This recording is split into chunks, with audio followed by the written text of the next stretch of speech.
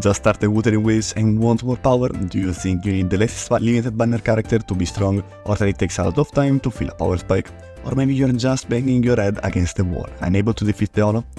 Then you're in the right place, because in this video I'll explain what to do to speed up and optimize your progress. But right before getting started, I will ask for a quick sub, like or a comment to help boost my channel in the algorithm. Thanks a lot.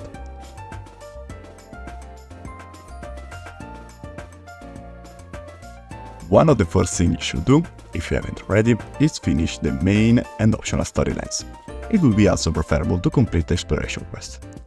Then we'll move on the core of the video, the databank. But why? If you look at the databank, it allows us to increase the rate of the echoes that drop. And this is the key point. The fastest way is to check our databank for various milestones to reach.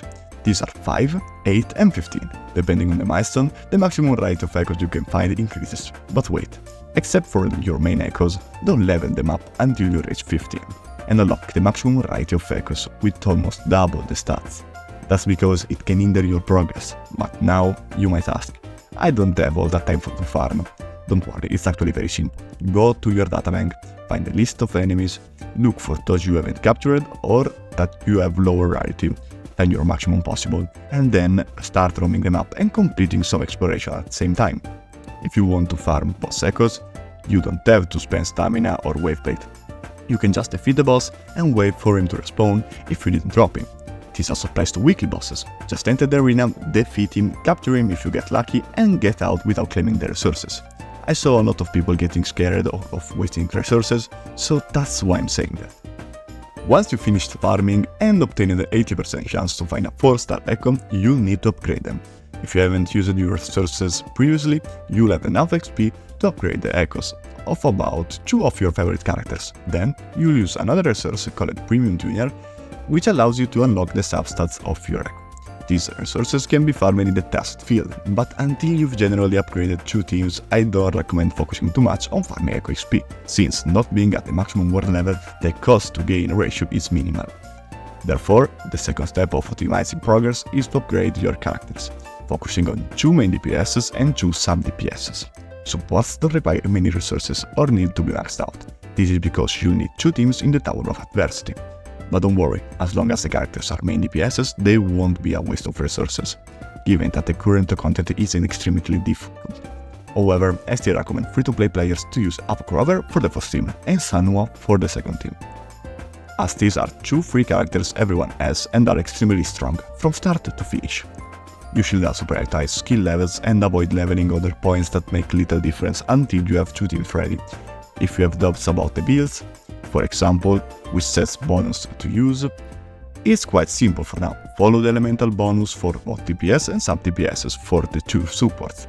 By Easy and Verena will use Rejuvenating Glow for a consistent attack bonus that doesn't depend on an optimal and perfect rotation. It just procs when you are. Now let's delve into step 3, the stats. For DPSs and sub DPSs we follow the basic formula of most games, which 12 slots to use will utilize 1 4 cost, 2 3 cost and 2 1 cost to optimize the distribution of stats. It's important to understand that crit rate and crit damage as main stats are only present in the 4 cost, and for most characters we'll use crit rate as a sought after stat. This is because if you don't have other form of crit rate or all echoes rolled with 10% crit rate, it becomes a desirable stat. At an early point in the game where we want to optimize the progress, it's the best choice. In the future, it will be possible to farm echoes better and then use crit damage. Additionally, the base crit damage of characters in the game is quite high at 150%, so you don't need that much early on. Then, we add elemental damage in the 3 cost. Elemental damage is only present in the 3 cost, remember. And then attack in the 1 cost, because attack, as in every game, should be subject to heavy diminishing return.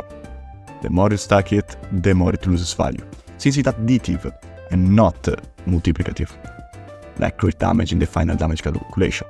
On that, you should be good to go and demolish a good amount of content and bosses. I hope I was quick and understandable in this video, since most guides are long and very detailed, but maybe players want a simple and straightforward explanation of how it works. Have a great one and stay tuned for the next guides and content. Drop a sub and see you later.